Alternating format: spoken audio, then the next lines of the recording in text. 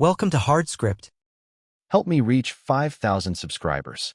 Support the video with a like and leave your thoughts in the comments. That's all it took. Not a kiss on the lips that tasted different. Not some lipstick on a collar. Not a hotel charge on the credit card. Just a house that felt too still. And 2 wine glasses I didn't pour. It was supposed to be a surprise. I'd finished the route a day early. No traffic. No way station delays. Thought I'd come home, take a shower, grill a steak, maybe hold my wife for the first time in 2 weeks. But the moment I opened the door, the air told me everything. The living room lights were dimmed. Soft jazz was playing on the speaker, not her usual playlist. On the kitchen island, 2 wine glasses, half full. 2 sets of chopsticks. 1 takeout bag, Thai orchid, across town. I hate Thai. Then I saw it. A jacket, thrown over the back of the dining chair. Not mine. Not any friends. Expensive. Male. Smelled like some kind of sandalwood cologne. That was when I knew. I didn't check the bedroom. Didn't call her name. Didn't look for shoes by the door or an unfamiliar toothbrush in the bathroom. I just turned around, stepped outside, and closed the door behind me. No slam. Just a soft click that felt louder than a gunshot. I got back in the truck and sat there with my hands still on the keys. Not breathing hard. Not shaking. Not crying. Just still. I stared at the house like it was part of a crime scene. And in a way, it was. She didn't know I was coming. She thought she had time. She thought she had control. My name is Ryan Cole.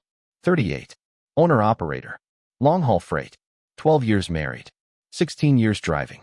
3 months deep into planning something that could have changed both our lives. I've never been the dramatic type. Never been the guy who flips tables or screams in parking lots. That's not who I am. I don't fight chaos with chaos. I use silence. I use strategy. And starting that night, I started using it on my wife. I drove 3 towns over. Checked into a roadside motel using cash. Slept with my phone face down, unread. Didn't text her. Didn't call. She didn't message until the next morning. Hey babe, everything okay? Still on the road? I stared at the screen for a full minute. Then typed back. Had a delay. Rolling in late tomorrow. That was it. I gave her the gift of not knowing. And people like her? They hate that. By noon, I was already compiling. I opened a new email. Labeled it Exit. Started building a timeline. 2 glasses. 2 plates. Takeout from a place I don't eat. Music not hers. A man's jacket. Expensive. Sandalwood scent. She never texted to ask if I was home. I added screenshots. Dates. Location pings. Bank charges I remembered seeing in passing. Uber rides from places we'd never been together. I wasn't angry. I was alert. The next day, I drove back home. On schedule. Walked through the door like I hadn't already seen it broken. She met me with a hug. Too tight. Too eager. You okay? She asked, voice light. Just tired. She looked at me a little too long. I smiled like everything was fine. She kissed my cheek. I kissed hers back. And I watched her eyes as I did it. That flicker of hesitation? That was fear. Over the next few days, I did something she didn't expect. Nothing. No accusations. No passive-aggressive questions. No checking her phone. I made coffee in the morning. Cleaned up after dinner. Went to bed early. Didn't touch her. She started wearing perfume again. Started cooking more. Started trying. But I didn't meet her halfway. Because I wasn't in this relationship anymore. I was in a holding pattern. Waiting for the right altitude to eject. One night, she asked, "You seem distant." I looked up from my laptop. "Do I?" "Yeah." I nodded. Then went back to my screen. She waited for me to say more. I didn't. Because in silence, people start talking to themselves. And that's when the truth gets loud. 3 days after I came back, she made my favorite dinner. Used to be my favorite, anyway. Pot roast. Mashed potatoes. Real gravy. Took hours. She didn't cook like that anymore. Hadn't in over a year. We sat across from each other, eating in the same kitchen where I'd seen 2 wine glasses that weren't for me. She smiled through the whole meal. Asked me about my route. About the weather. About the gas prices. I answered in short sentences. Kept my voice calm. Measured. After the dishes were done, she poured herself a second glass of wine and leaned against the counter. "You've been quiet lately," she said. I shrugged. "Just tired." She tilted her head. "That's all." I nodded. Then I looked her in the eyes, slow and steady. "You got something you want to tell me?" That was the first and only time I broke silence. And she blinked. Just once. like I'd hit her without raising a hand. No, she said too fast. Why? I held her gaze. Just asking. Then I walked away. That night, she didn't come to bed. Slept on the couch. Or pretended to. In the morning, she was already dressed when I came into the kitchen. Makeup done. Too much of it. Big meeting today, she said. I nodded. Poured coffee. Want me to pick up dinner tonight? I shook my head. Not hungry lately. That landed harder than anything I could have shouted. At work, I made 2 calls. One to Jacob, old friend, old driver, now running small capital investment projects. The other to a guy in Indiana who converted trucks into mobile food units. I told them both the same thing. The plan's back on. I'm not asking for permission this time. Jacob was in.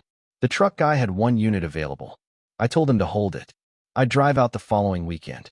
That night, Madison came home late. No explanation. No texts. I was on the couch, laptop open, blueprints pulled up. Business licenses, LLC filings, supplier costs. She leaned over me from behind, reading. You doing something? I didn't look up. Just preparing. For what? I clicked save. Closed the screen. Met her eyes. For freedom. She didn't sleep that night. I did. Because I wasn't rushing. I was building. And she had no idea what I already knew. Something changed in her. It wasn't guilt. It was fear. The way she moved. The way she checked her phone when I entered the room. The way she smiled too quick, too wide, like she was trying to sell me something I'd already owned. She started texting more during the day. Miss you. Thinking about you. We should go away sometime. Just us. I answered. Busy. Later. Maybe. Every word calculated. No warmth. No cruelty. Just emotional distance, so sharp it left paper cuts. She stopped coming home late. Started cooking again. Stopped talking about work. Maybe because Leslie wasn't around anymore. Or maybe because she knew I didn't believe her stories. One night, she brought up that idea again. The truck?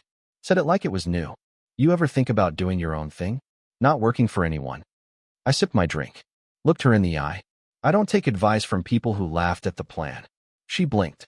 I never. You did. That's all I said. And that's all it took. She left the table. Didn't finish dinner. Next day, I drove to Indiana. Saw the truck. Clean. Simple. Exactly what I wanted. Signed the deposit. Paid in cash.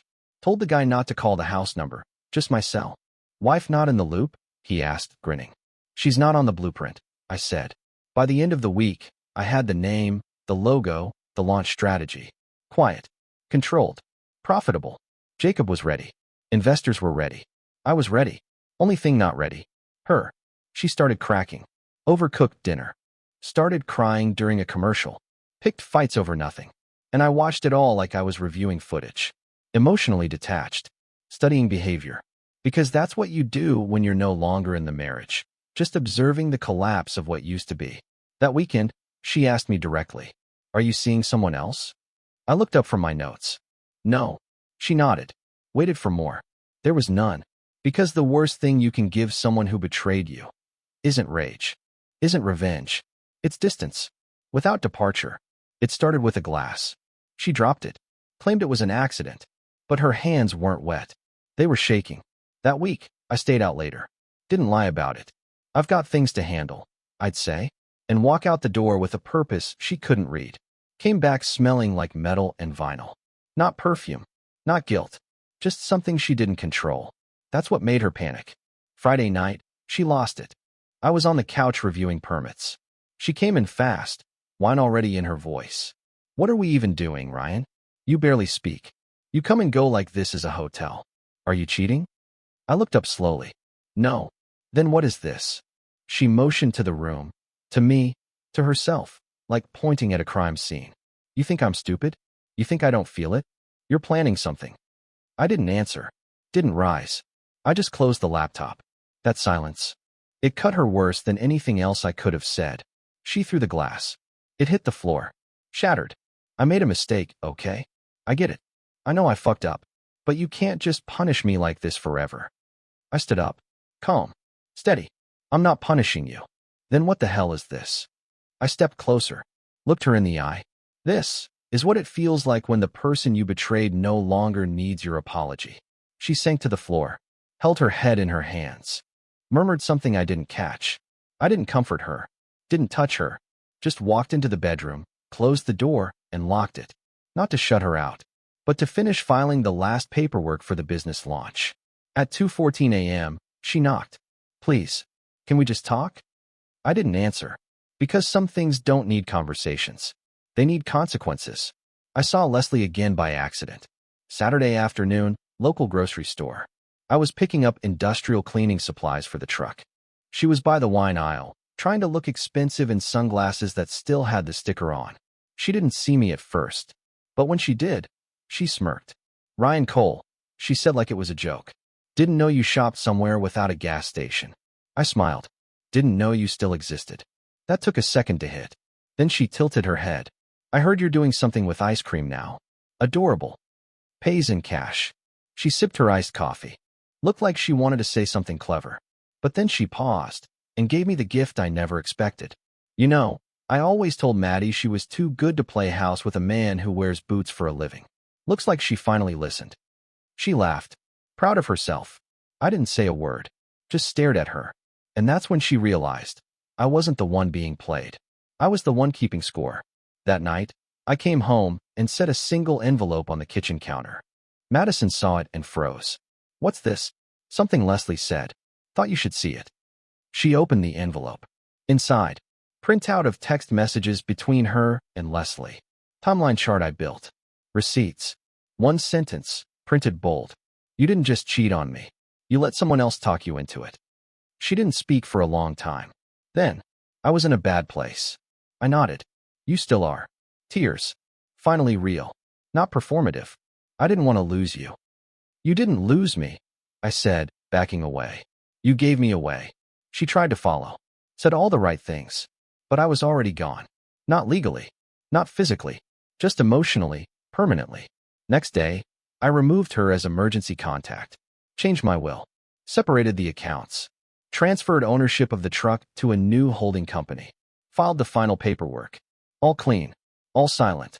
The truck launched on a Wednesday. No big ad campaign. No friends and family invites. Just a pop-up near the industrial park, open hatch, clean signs, loud ice pans, rolled dessert, and nothing else. By noon, we had a line.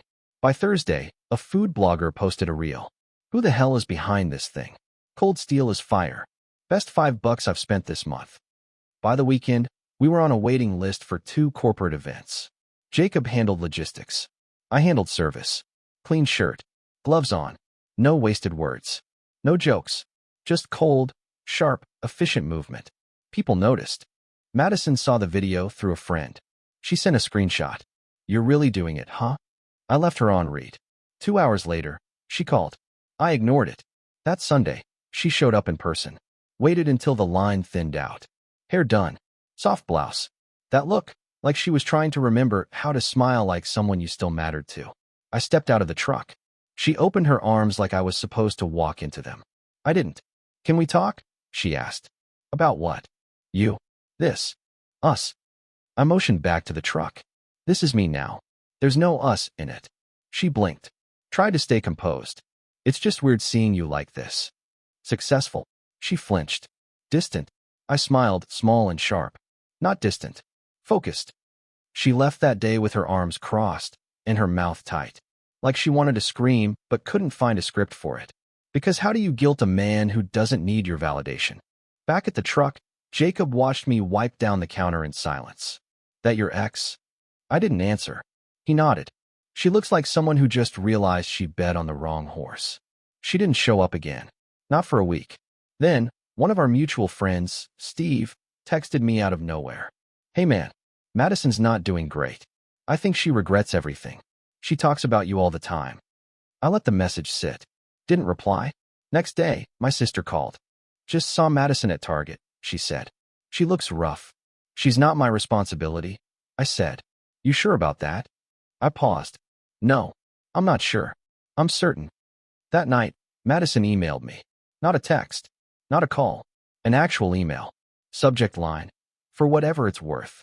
In it, she laid it all out. The affair. The pressure from people like Leslie.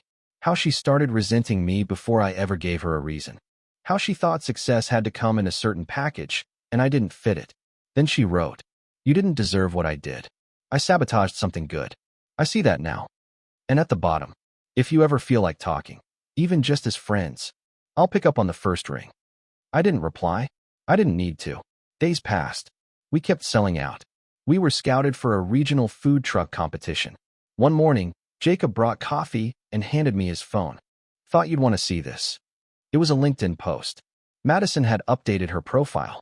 New position, lateral move, smaller company. No mention of the old job. Underneath, a caption. Sometimes the restart you fear most is the one that saves you. Jacob laughed. Sounds like someone's writing a breakup album. I shrugged. Let her. That weekend, we had a line around the block. People taking photos, tagging, buying merch. She came one last time. Didn't speak. Just stood across the street, watching. I saw her. Didn't wave. Didn't nod. Didn't flinch. I just handed the next customer their change and said, "Thanks. Have a solid day." She stayed another 5 minutes, then turned around and walked away. One morning, I realized the silence had changed. It wasn't tense anymore. Wasn't loaded with things unsaid. It was just quiet, clean. No texts, no missed calls, no secondhand messages from mutuals. She was gone, and I didn't feel relief. I felt done. The business grew. We added a second truck. Same name, same design, same principles. No gimmicks, just consistency. That's what wins. In business, in war, in healing. Jacob started mentoring younger guys, drivers who wanted to pivot, who didn't want to die in a cab with a bad back and no equity. He asked me if I was happy. I told him the truth. I'm not chasing happy. I'm building peace. Sometimes I passed the old grocery store. Sometimes I saw the apartment complex we used to live in. I never turned my head. The past doesn't deserve your attention when it never gave you respect. I still think about that night. Not with pain, not with regret, just as a bookmark. The place where the story split, where her version ended, and mine began. No final conversation, no letter, no symbolic goodbye, just time, distance, and decisions she had no vote in. 6 months after launch, I got a call from a magazine. Local entrepreneur feature. Wanted a photo, a quote, a backstory. I gave them 3 words. Built from silence. They printed it under my photo. Me in front of the truck, arms crossed, no smile. Just eyes that had seen the inside of betrayal. And walked through it, untouched. I never checked her socials again. Don't know where she lives. Don't know who she's with. I don't need to. Because I remember exactly who she was when I needed her most. And that's enough. One night, we did a pop-up near a big office complex. Busy, loud, people laughing, eating. And for 1 second, I saw a shape in the crowd. A woman with dark hair, business heels, arms folded like armor. It wasn't her. But for a second, my body tensed. Then it passed. Because she's not the ghost anymore. She's just a chapter 1 don't reread. Some people burn bridges. Some let them rot. Me? I replaced mine with concrete. Wider. Stronger. Better lit. And no one crosses it unless they're invited. The revenge? It wasn't fire. It wasn't drama. It was this. She has to live knowing I turned what she mocked into something untouchable, without ever raising my voice, without ever looking back. What would you have done in my place? If the story hit you, leave a like. And don't forget to subscribe. It only gets stronger from here.